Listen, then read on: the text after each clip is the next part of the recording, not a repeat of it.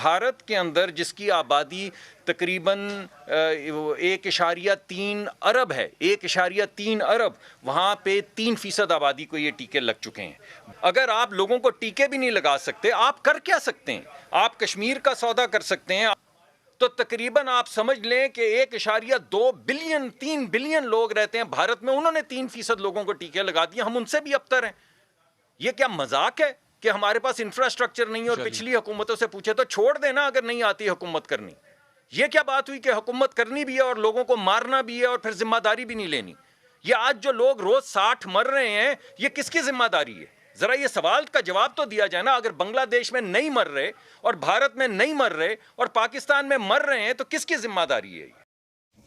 नमस्ते दोस्तों, news analysis Hindi में आपका स्वागत है।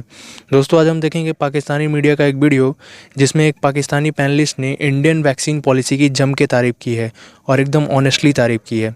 साथ ही में पाकिस्तान की वैक्सीन पॉलिसी और पाकिस्तान की गवर्नमेंट को आईना दिखाया है और ये भी बताया है कि पाकिस्तान की वैक्सीन लगाने की जो रेट है वो बहुत ही कम है, इवन बांग्लादेश और नेपाल से भी कम है। साथ में इन्होंने ये भी बताया है कि इंडिया ने किस तरह से नेपाल और बांग्लादेश को भी वैक्सीन लगवाया और अपने देश में भी बहुत ही तेज़ी से वैक्सीन लगा रहा है। तो चलिए दोस्तों, वीडियो देखते हैं। और वीडियो देखने से पहले अगर आपने अभी तक चैनल को सब्सक्राइब नहीं किया तो सब्सक्राइब कर लीजिए और वीडियो अच्छा लगे तो इसको लाइक कीजिएगा और दोस्तों के साथ अपने शेयर कीजिएगा। चलिए वीडियो देखते हैं। मुसद्दिक मलिक साहब, आपसे मुझे बताइए कि गवर्नमेंट ये कह रही है कि जी अब हमारे साथ आप डायलॉग की टेबल पे आएँ, बैठें, आपसे बातचीत करते हैं और मुल्क के जो मसाइल हैं उनको डिस्कस करते हैं और इस्लाहात की बात भी करें। कि ऑपोजिशन तैयार है गवर्नमेंट के साथ बैठने के लिए, ख़ास तौर पे पाकिस्तान मुस्लिम लीग नवाज़?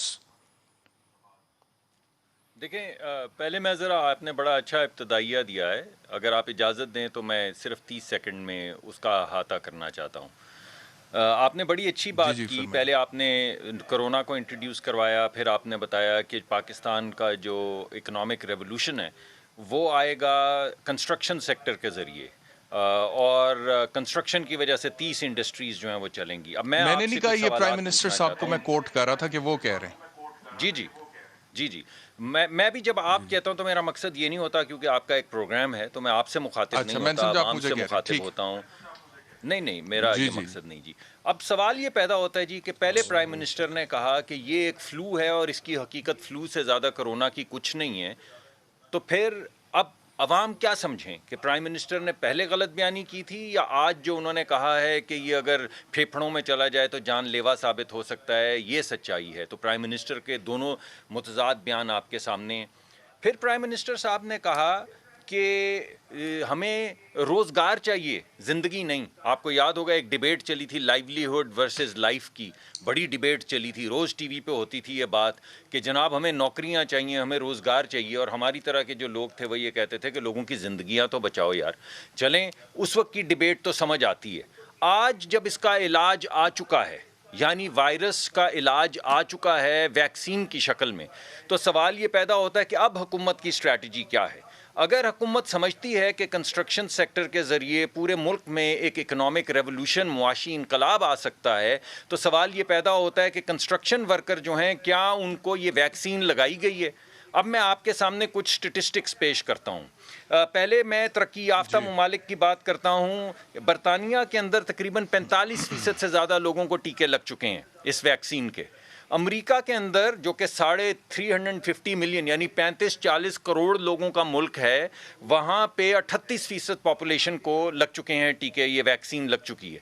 अब हम कहते हैं ये तो अमीर लोग हैं, इनको छोड़ देते हैं, तो वाकई छोड़ देते हैं। अब ज़रा गरीब ममालिक की तरफ आते हैं। मालदीव्स एक छोटा मुल्क है, मालदीव्स के अंदर तकरीबन 40% लोगों को टीके लग चुके हैं, लेकिन वो तो एक छोटा मुल्क है। तो ज़रा बड़े ममालिक की बात कर लेते हैं। नेपाल के अंदर ये 5.5% लोगों आबादी को टीके लग चुके हैं। श्रीलंका के अंदर 4% लोगों को टीके लग चुके हैं। भारत के अंदर जिसकी आबादी तकरीबन 1.3 अरब है, 1.3 अरब, वहाँ पे 3% आबादी को ये टीके लग चुके हैं। बांग्लादेश जो पाकिस्तान के साथ ही अलहदा हुआ था और पाकिस्तान से कहीं ज़्यादा गरीब था और पाकिस्तान से कहीं ज़्यादा उसकी आबादी थी 50 साल पहले, अब थोड़ी कम है, वहाँ पे 3% लोगों को ये टीके लग चुके हैं। पाकिस्तान के अंदर भला कितने लोगों को लगे हैं? 0.16%, 0.16%, यानी 1/4% का भी नहीं, 0.16%। तो अब जब आप कंस्ट्रक्शन इंडस्ट्री का जिक्र करते हैं तो जैसे दीगर ममालिक हैं जो रिस्पॉन्सिबल ममालिक हैं, जिन्होंने अपने बूढ़े बुजुर्ग बच्चे बचाने के लिए सबको टीके लगाए हैं, तो अब वजीर आजम साहब की क्या स्ट्रैटेजी है? गो टू हेल है स्ट्रैटेजी, कि मर जाए जिसने मरना है और बच जाए जिसने बचना है। यानी जब टीके नहीं थे तो समझ आती थी, बिल्कुल समझ आती थी कि प्राइम मिनिस्टर साहब कह रहे हैं, हम समझते थे तब भी ज़िंदगियां जो हैं वो ज़्यादा इंपॉर्टेंट हैं, वो कहते थे रोज़गार ज़्यादा इंपॉर्टेंट है, हम मान गए या हमारा जोर नहीं चला। मगर आज क्या वजह है कि पूरी दुनिया के अंदर टीके लग रहे हैं और पाकिस्तान में 0.16% है? पाकिस्तान ने निगोशिएशन भी नहीं शुरू की अभी तक। यानी पाकिस्तान ने जो टीके अभी तक लगाए हैं ये वो हैं जो उसको ग्रांट की शक्ल में चीन ने दिए थे, यानी अपने जेब में से एक टीका भी नहीं अभी तक इन्होंने खरीदा।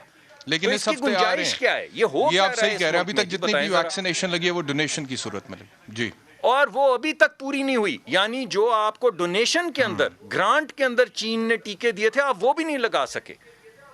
तो आप किस इनकलाब की बातें कर रहे हैं? आज जो हम जब कहते थे कि बंद करें, तमाम लोगों की जिंदगियां बचाएं, और आप कहते थे, लेकिन मैंने असद उमर साहब से सवाल पूछा था, मुसद्दिक मलिक साहब, मैंने असद उमर साहब से सवाल पूछा था तो उन्होंने कहा था कि अगर हम एकदम बहुत सारी वैक्सीन मंगवा भी लें तो हमारे सिस्टम में, हेल्थ सिस्टम में, जो कि पाकिस्तान तहरीक इंसाफ ने खड़ा नहीं किया, पिछले 70 साल से मुख्तलिफ हुकूमतों ने खड़ा किया, इतनी कैपेसिटी नहीं है कि पूरे मुल्क को हम कवर कर सकें। तो उस हद तक तो पिछली हुकूमतों की वो कहते हैं कि जिम्मेदारी है। बात ये है, देखें, हर चीज की अगर जिम्मेदारी पिछली हुकूमत है तो उन्हें वापस कर दें।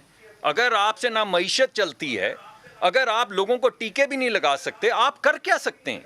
आप कश्मीर का सौदा कर सकते हैं, आपसे कश्मीर की पॉलिसी भी सही नहीं चलती, आपसे मुल्क की मईशत भी सही नहीं चलती, आप लोगों की जिंदगियां भी नहीं बचा सकते, आप लोगों को टीके भी नहीं लगा सकते, आप सिर्फ लोगों को मौत के मुंह में डाल सकते हैं। जब डेंगू आया था, पूरे पाकिस्तान, दुनिया में कहीं खत्म नहीं हुआ तो पंजाब में खत्म हुआ था ना, इसी हेल्थ केयर इंफ्रास्ट्रक्चर के साथ खत्म हुआ था ना। तो आज क्या हो गया भाई? हम ये सवाल पूछ रहे हैं कि आपने जो आपको मुफ्त, जो आपको ग्रांट की शक्ल में जो पहली वेव आई थी कोरोना की, आपको पता है कि बैनुल-अक़वामी जरीदों में पाकिस्तान के हवाले से हेडलाइंस तो लगी पहली वेव के बाद, और हुकूमत पाकिस्तान की तारीफ भी की गई कि कोरोना को बड़े अच्छे तरीके से पाकिस्तान ने हैंडल किया। WHO ने भी पाकिस्तान के किरदार को सराहा था जी। एहतशामुल बैरिस्टर साहब, मैं जितनी आप रिपोर्ट्स कह रहे हैं ना, उसी की मुताबिकत से बराबर की WHO की रिपोर्ट्स आपके सामने पेश कर सकता हूं, जिसमें पाकिस्तान को क्रिटिसाइज भी किया गया है। उस वक्त आर्गुमेंट पाकिस्तान ने यह दिया कि रोजगार ज्यादा इंपॉर्टेंट है, जिंदगी नहीं, क्योंकि अगर रोजगार नहीं होगा तो भी जिंदगी जाएगी। चले, हमने मान लिया, मैं तो नहीं माना था, मैं तो अपोज कर रहा था। आज क्या वजह है? आज जब वैक्सीन मौजूद है और पूरी दुनिया लगे, बांग्लादेश से भी हम कमतर हैं कि बांग्लादेश ने हमारी जितनी तकरीबन आबादी के ऊपर 3% लोगों को टीके लगा दिए, कि हम उनसे भी अबतर हैं। यानी 1.3 बिलियन, हमारी तो 20 करोड़ है ना, तो तकरीबन आप समझ लें कि 1.2 बिलियन, 3 बिलियन लोग रहते हैं भारत में, उन्होंने 3% लोगों को टीके लगा दिए, हम उनसे भी अबतर हैं। यह क्या मजाक है कि हमारे पास इंफ्रास्ट्रक्चर नहीं है? और पिछली हुकूमतों से पूछे तो छोड़ देना अगर नहीं आती हुकूमत करनी। ये क्या बात हुई कि हुकूमत करनी भी है और लोगों को मारना भी है और फिर जिम्मेदारी भी नहीं लेनी? ये आज जो लोग रोज 60 मर रहे हैं, ये किसकी जिम्मेदारी है? जरा ये सवाल का जवाब तो दिया जाए ना। अगर बांग्लादेश में नहीं मर रहे और भारत में नहीं मर रहे और पाकिस्तान में मर रहे हैं, तो किसकी जिम्मेदारी है?